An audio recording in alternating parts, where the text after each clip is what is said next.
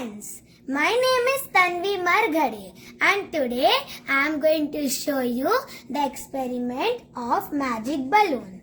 So let's start.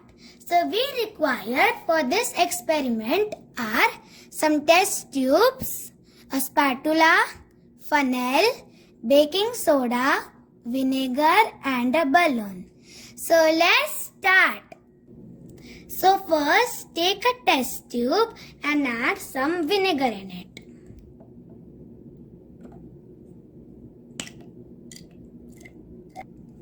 I added the vinegar in it. And now we are going to take a funnel, put it in the balloon's mouth and we are going to add some baking soda in it. I added the baking soda and now we are going to put the balloon on the test tube. And now is the fun part. We are going to let go of the balloon in the vinegar. So the baking soda goes in the test tube.